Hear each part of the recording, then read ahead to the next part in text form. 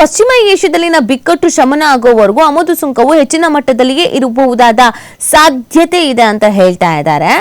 ಇನ್ನು ಅಂದಾಜು 1 ವರ್ಷ ಸುಂಕವು ಇದೇ ಮಟ್ಟದಲ್ಲಿ ಉಳಿಯಬಹುದು. 1 ಇಯರ್ ಇದೇ ತರ ಇರಬಹುದಾದ ಚಾನ್ಸಸ್ ಇದೆ. ಅದಕ್ಕೆ ಅನ್ಸುತ್ತೆ ಪ್ರಧಾನಿ ನರೇಂದ್ರ ಮೋದಿ ಅವರು 1 ವರ್ಷಗಳ ಕಾಲ ನೀವು ಚಿನ್ನ ಬಂಗಾರ ಇದನ್ನೇನು ತಗೊಳಕ್ ಹೋಗ್ಬೇಡಿ ಅಂತ ಹೇಳ್ತಾ ಇದ್ದಿದ್ದು. ಚಿನ್ನ ಬೆಳ್ಳಿಯ ಖರೀದಿ ಪ್ರಮಾಣವು ತೂಕದ ಲೆಕ್ಕದಲ್ಲಿ 10% 15% ಕಡಿಮೆ ಆಗಬಹುದು. ಆದ್ರೆ ಮೌಲ್ಯದ ಲೆಕ್ಕದಲ್ಲಿ ಅದು ಕಡಿಮೆ ಆಗ್ಲಿಕ್ಕಿಲ್ಲ.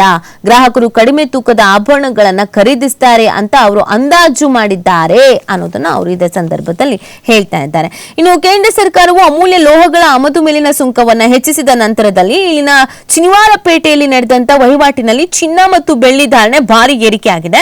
99.9% ಪರಿಶುದ್ಧತೆಯ 10 ಗ್ರಾಂ ಚಿನ್ನದ ದರವು 8,550 ಹೆಚ್ಚಳವಾಗಿದೆ. ಸೊ ಅಲ್ಲಿಗೆ ನಿಮಗೆ 1,65,350ರಂತೆ ಮಾರಾಟವಾಗಿದೆ. ಬೆಳ್ಳಿ ಬೆಲೆಯು ಕೆಜಿಗೆ 20,500 ಜಿಗಿತವಾಗಿದ್ದು 2,97,500ಕ್ಕೆ ತಲುಪಿದೆ ಅಂತ ಅಖಿಲ ಭಾರತ ಸರಾಫ್ ಅಸೋಸಿಯೇಷನ್ ತಿಳಿಸಿದೆ.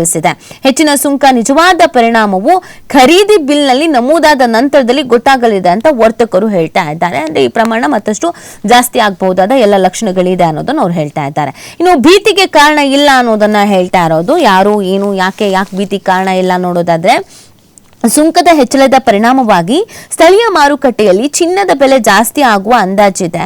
ತಾತ್ಕಾಲಿಕವಾಗಿ ಚಿನ್ನದ ಬೇಡಿಕೆ ಇಳಿಬಹುದು. ಆದ್ರೆ ಹೂಡಿಕೆದಾರರ ಪಾಲಿಗೆ ಇದು ಭೀತಿಗೆ ಕಾರಣ ಆಗಬಾರದು. ಚಿನ್ನವು ಸುರಕ್ಷಿತ ಹೂಡಿಕೆ ಆಸ್ತಿಯಾಗಿ ಮುಂದುವರಿಯಲಿದೆ. ಅದರಲ್ಲೂ ಮುಖ್ಯವಾಗಿ ಜಾಗತಿಕ ಮಟ್ಟದಲ್ಲಿ ಅನಿಶ್ಚಿತ ಸ್ಥಿತಿ ಇದ್ದಾಗ, ದೇಶಿ ಕರೆನ್ಸಿಯ ಮೇಲೆ ಒತ್ತಡ ಇದ್ದಾಗ ಚಿನ್ನ ಸುರಕ್ಷಿತ ಹೂಡಿಕೆ ಆಗಿರುತ್ತೆ ಅಂತ ಹರೀಶ್ ವಿ ಅವರು ಜಿಯೋಜಿತ್ ಇನ್ವೆಸ್ಟ್ಮೆಂಟ್ ಲಿಮಿಟೆಡ್ ನ ಸರಕು ವಿಭಾಗದ ಸಂಶೋಧನಾ ಮುಖ್ಯಸ್ಥರು ಇವ್ರು ಹೇಳ್ತಾ ಇದ್ದಾರೆ. ಸೊ ನಿಮಗೆ ಚಿನ್ನದ ಮೇಲೆ ಇನ್ವೆಸ್ಟ್ ಮಾಡೋದಿದೆಯಲ್ಲ, ಅದು ಯಾವಾಗ್ಲೂ ಲಾಭದಾಯಕ ಆಗತ್ತೆ. ಅದನ್ನ ನೀವೇನು ವರಿ ಮಾಡ್ಕೊಳ್ಳೋಂಥದ್ದು ಏನು ಇಲ್ಲ ಅಂತ ಅವ್ರು ಹೇಳ್ತಾ ಇರೋದು. ಹೌದು, ಚಿನ್ನದ ಮೇಲಿನ ಇನ್ವೆಸ್ಟ್ಮೆಂಟ್ ನಮಗೆ ಯಾವಾಗ್ಲೂ ಪ್ಲಸ್ಸೇ ಆಗುತ್ತೆ. ಬಟ್ ನಿಮಗೆ ಇನ್ವೆಸ್ಟ್ ಮಾಡಕ್ಕೆ ಹೆಂಗಾಗತ್ತೆ? ಈಗ ಎಲ್ರೂ ದುಡ್ಡಿರೋರೆಲ್ಲ ಇನ್ವೆಸ್ಟ್ ಅಂತ ಹೊರಟ್ರೆ, ಈಗ ನಾನು ಹೇಳ್ತಾ ಇರೋದು ಸಾಮಾನ್ಯ ಜನರ ಬಗ್ಗೆನೂ ಯೋಚನೆ ಮಾಡ್ಬೇಕಲ್ಲ. ಈಗ ಒಂದು ಮದುವೆ ಮಾಡ್ಬೇಕು ಅಂತ ಹೇಳಿದ್ರೆ, ಒಂದು ನಾಮಕರಣ ಮಾಡ್ಬೇಕು, ಮನೆಯಲ್ಲಿ ಒಂದು ನಾಮಕರಣ ಕಾರ್ಯಕ್ರಮ ಇದೆ ಅಂತಂದಾಗ ಮಗುಗೆ ಹಾಕ್ಬೇಕು ಹೀಗೆ ಹಾಕ್ಬೇಕು, ಬಂಗಾರ ಒಂಚೂರಾದ್ರೂ ಹಾಕ್ಬಾರ್ದಾ ಅನ್ನೋದು ನಮ್ಮ ಸಂಸ್ಕೃತಿ ಇರೋದು.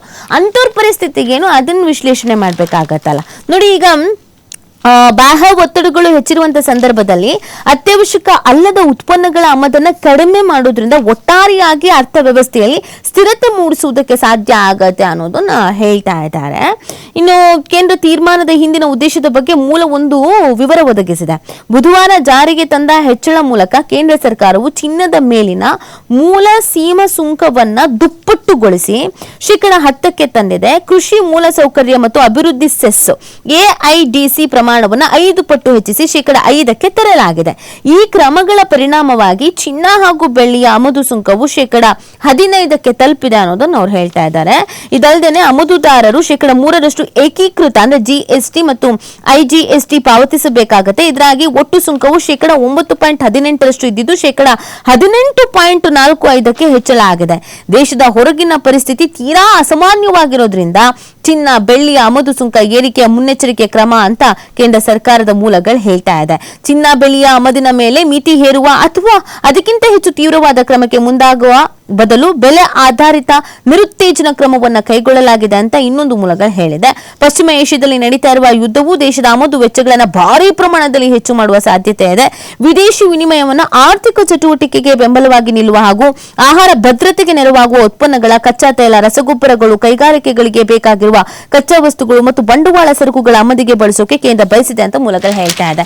ಸೊ ಇದೆಲ್ಲದರ ಎಫೆಕ್ಟ್ ಏನಾಗ್ತಿದೆ ಅಂತಂದ್ರೆ, ಜನರಿಗೆ ಎಲ್ಲದ್ರ ರೇಟು ಜಾಸ್ತಿ ಆಗ್ತಾ ಇದೆ, ಜೀವನ ಮಾಡಕ್ಕೆ ಕಷ್ಟ ಆಗ್ತಾ ಇದೆ ಅಂತ ಅನ್ನಿಸಬಾರ್ದು ಅನ್ನೋದು ಒಂದ್ ಕಡೆಯಲ್ಲಿ. ಆಮೇಲೆ ಯಾಕೆ ಈ ತರದೊಂದು ಸಿಚುವೇಶನ್ ಅನ್ನೋದು, ಯುದ್ಧ ಪರಿಸ್ಥಿತಿ ಇರುವಂತಹ ಹಿನ್ನೆಲೆಯಲ್ಲಿ ಎಲ್ಲದ್ರದ್ದು ಬೆಲೆಗಳು ಕೂಡ ಜಾಸ್ತಿ ಆಗ್ತಾ ಇರೋದ್ರಿಂದ ಇದೊಂದು ಡಿಸಿಷನ್ ತೆಗೆದುಕೊಳ್ಳೇಬೇಕಾಗತ್ತೆ ಅನ್ನೋದ್ರಿಂದ ಈ ನಿರ್ಧಾರ ಕೈಗೊಳ್ಳಲಾಗಿದೆ ಅಂತ. ಹೆಚ್ಚು ಕಮ್ಮಿ ಒಂದು ವರ್ಷ 3 ತಿಂಗಳು, 1 ವರ್ಷ 4 ತಿಂಗಳವರೆಗೂ ನಾವು ಇದೇ ತರದೊಂದು ಪರಿಸ್ಥಿತಿಯನ್ನ ಎದುರಿಸಬಹುದಾದ ಸಾಧ್ಯತೆಗಳು ಜಾಸ್ತಿನೇ ಇದೆ. ಇದಕ್ಕೆ ನೀವು ಮಾನಸಿಕವಾಗಿ ತಯಾರಿಯನ್ನ ಮಾಡ್ಕೊಳ್ಳಿ. ಪ್ರಧಾನಿಯವರು ಕೂಡ ಅದನ್ನೇ ಹೇಳಿದ್ರು, ನಮಗೆ ಯಾವುದೋ ಒಂದು ಸಿಚುವೇಶನ್ ಅನ್ನ ಎದುರಿಸಬೇಕು ನಾವು ಅಂತಂದ್ರೆ ನಾವು ಮೆಂಟಲಿ ಪ್ರಿಪೇರ್ ಆಗಿರ್ಬೇಕು. ಇಲ್ಲ ಅಂತಂದ್ರೆ ಆಘಾತಗಳು ಎದುರಾಗತ್ತೆ, ಜೀವನ ಮಾಡೋದು ಕಷ್ಟ ಆಗತ್ತೆ. ಸೊ ಅದನ್ನ ಅವ್ರು ಹೇಳಿದ್ದಾರೆ.